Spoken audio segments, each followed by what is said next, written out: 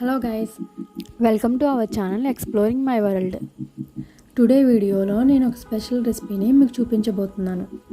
అదేంటంటే నాటుకోడి chicken curry. So ఈ కర్రీకి కావాల్సిన ఇంగ్రీడియంట్స్ అన్నీ స్క్రీన్ మీద ఇవ్వబడ్డాయి, ఒకసారి చూసేయండి. ఇప్పుడు మనం ఈ చికెన్ కర్రీకి కావాల్సిన ఆనియన్స్ని స్లైసెస్గా కట్ చేసుకుని రెడీగా పెట్టుకోవాలి.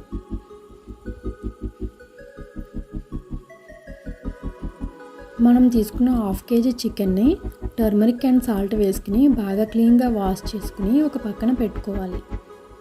ఈ చికెన్లోకి 2 tablespoons of ginger garlic paste, curd and salt వేసుకుని పీసెస్కి బాగా పట్టే విధంగా మిక్స్ చేసుకుని ఒక పక్కన పెట్టుకోవాలి. నాటుకోడి చికెన్ కర్రీ అనేది కుక్కర్లో కుక్ చేసుకుంటేనే పీస్ అనేది బాయిల్ అవుతుంది. సో ఇప్పుడు మనం కుక్కర్ని తీసుకుందాం. 4 tablespoons ఆఫ్ ఆయిల్ని యాడ్ చేసుకుందాం. ఈ ఆయిల్ అనేది బాగా హీట్ అయిన తర్వాత మనం ముందుగా కట్ చేసి పెట్టుకున్న గ్రీన్ చిల్లీస్, ఆనియన్స్ని యాడ్ చేసుకుందాం.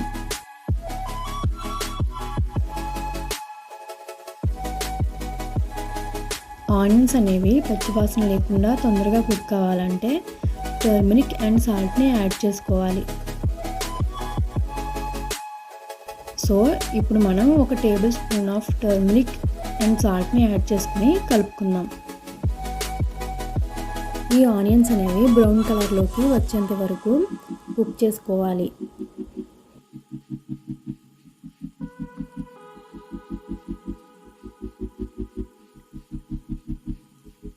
ఇప్పుడు మనం ముందుగా కలిపి పెట్టుకున్న చికెన్ని ఈ ఆనియన్స్లోకి యాడ్ చేసుకోవాలి.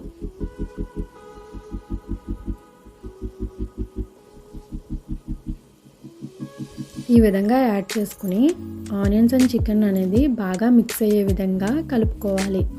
చికెన్లోంచి వాటర్ మొత్తం ఆవిరైపోయేంత వరకు కుక్ చేసుకోవాలి. అంటే ఆయిల్ రిలీజ్ అయ్యేంత వరకు ఈ చికెన్ని మనం కుక్ చేసుకోవాలి. ఇప్పుడు ఈ చికెన్లోకి 2 tablespoons ఆఫ్ మసాలా పేస్ట్ని యాడ్ చేసుకోవాలి. మసాలా పేస్ట్కి కావాల్సిన ఇంగ్రీడియంట్స్ అనేది ఈ వీడియో ఫ్రంట్లో ఇవ్వబడ్డాయి.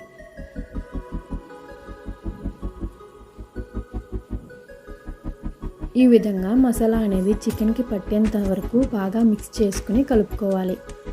ఈ చికెన్ కర్రీకి కావాల్సిన చిల్లీ పౌడర్ని మనం ఇప్పుడు యాడ్ చేసుకోవాలి. మేమైతే 4 tablespoons యాడ్ చేసుకున్నాం. మీకు కావాల్సిన స్పైసీనెస్ బట్టి మీరు యాడ్ చేసుకోవచ్చు. ఈ చిల్లీ పౌడర్ అనేది చికెన్కి బాగా పట్టే విధంగా బాగా మిక్స్ చేసుకోవాలి. ఇప్పుడు ఈ చికెన్ కర్రీని కుక్ చేసుకోవడానికి కావాల్సిన వాటర్ని యాడ్ చేసుకోండి. అంటే వాటర్ అనేది చికెన్ పీసెస్ మునిగే విధంగా యాడ్ చేసుకోవాలి. టేస్ట్కి సరిపడా సాల్ట్ని యాడ్ చేసుకోండి.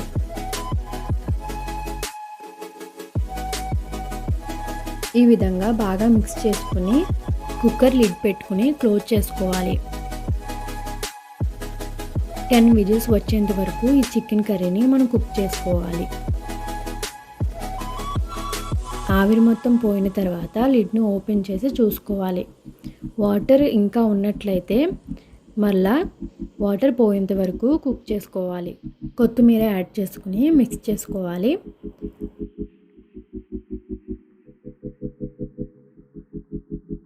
ఫైనల్గా మన నాటుకోడి చికెన్ కర్రీ రెడీ అయిపోయింది. ఈ చికెన్ కర్రీ అనేది రైస్లోకి అండ్ చపాతీలోకి సూపర్ కాంబినేషన్గా ఉంటుంది. సో మీరు కూడా ట్రై చేసేయండి. Thanks for watching.